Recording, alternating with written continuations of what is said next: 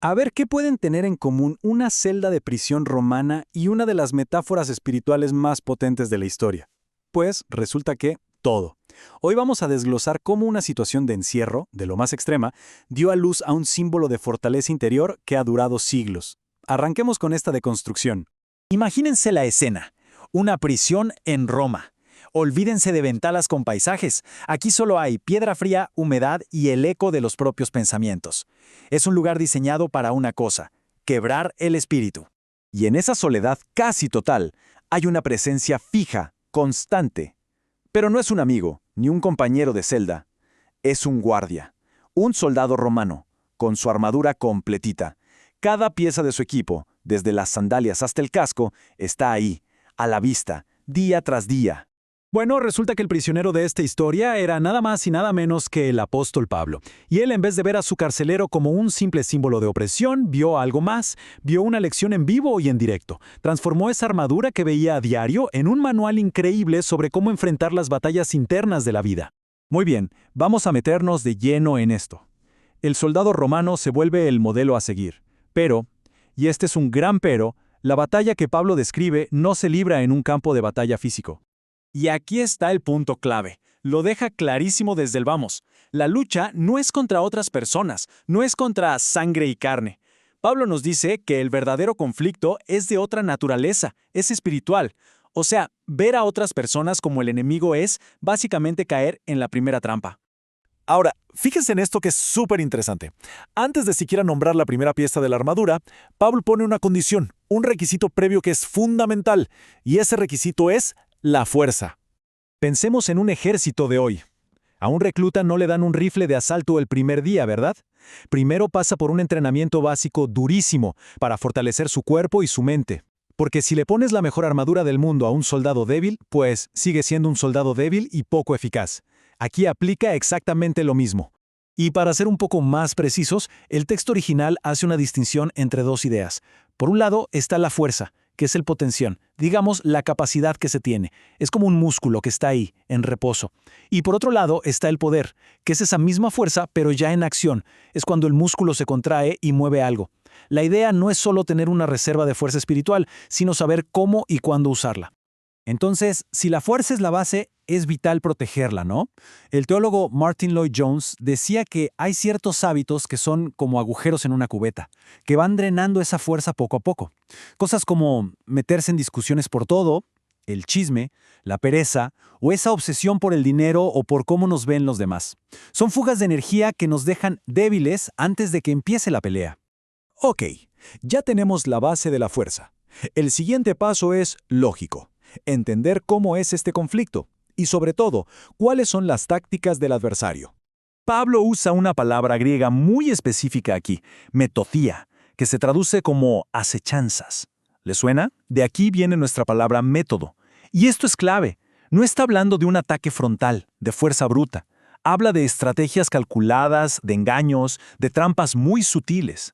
El adversario es presentado como un estratega, y uno muy astuto. Y ojo, no es un adversario que actúa solo. El texto describe toda una estructura organizada, una jerarquía. Menciona principados, potestades, gobernadores.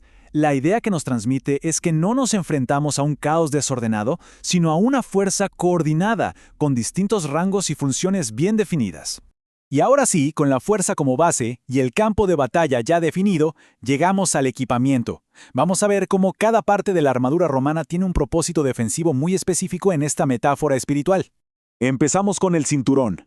Para un soldado romano, el cinturón no era un simple adorno, Era fundamental. Sostenía su túnica para que no se enredara en los pies y tropezara, y de ahí colgaba sus armas. Espiritualmente se le compara con la verdad. Sin integridad, sin una base sólida en lo que es real, todo lo demás se viene abajo. La verdad es lo que permite moverse con libertad y con seguridad. Luego tenemos la coraza. Esta pieza protegía los órganos vitales, el corazón, los pulmones, todo el torso. Su equivalente espiritual es la justicia. Y tiene como una doble función. Por un lado, es la seguridad de saber cuál es la propia posición ante Dios. Y por otro, es llevar una vida recta. Protege el mero centro de nuestro ser contra las acusaciones y los ataques a la integridad. Ahora bajemos a los pies. Los soldados romanos usaban unas sandalias muy especiales, las caligas, que tenían clavos en las suelas. Eran como los tacos de los zapatos de fútbol de hoy en día. ¿Y para qué? Pues para darles estabilidad, para no resbalarse en terrenos difíciles. La analogía es buenísima. La paz con Dios nos da esa firmeza, esa base segura para no caer cuando el terreno de la vida se pone resbaloso o cuando nos empujan. Y esta imagen es potentísima. El escudo del legionario romano no era un escudito redondo y pequeño, no. Era un scutum, un escudo enorme, rectangular, que cubría casi todo el cuerpo. Y estaba cubierto de cuero, que mojaban antes de la batalla. ¿Por qué? Para apagar las flechas con fuego. Espiritualmente la fe es ese escudo. Los dardos de fuego son esos pensamientos de duda, de miedo, de desesperación que llegan de repente. La fe activa, esa confianza en las promesas, no solo los bloquea, sino que literalmente los apaga. Bien, después de analizar toda esta preparación, todo este equipo, la instrucción final es sorprendentemente simple, pero al mismo tiempo increíblemente exigente: estar firmes. La palabra griega que se usa para toda la armadura es panoplia. Este término se refería al equipamiento completo de un soldado de infantería pesada. Y el punto es muy claro. Esto no es un menú a la carta del que se escogen las partes favoritas. Es un sistema, todo integrado. Omitir una sola pieza es dejar una vulnerabilidad expuesta a propósito. Esta orden se repite una y otra vez en el texto. Y noten que no dice avanzar, atacar o conquistar. Dice estar firmes. Entonces, ¿qué implica en la práctica adoptar esa postura en medio del conflicto? Pues estar firmes ya da por hecho que los ataques van a llegar. Es una postura de defensa, sí, pero para nada pasiva. Significa no ceder ni un milímetro de terreno. Implica estar alerta, no tener miedo, no desanimarse y, sobre todo, ni siquiera considerar la retirada. Es la resiliencia hecha postura. El éxito, según esta metáfora, no se mide en ganar más territorio, sino en no perder el que ya se tiene.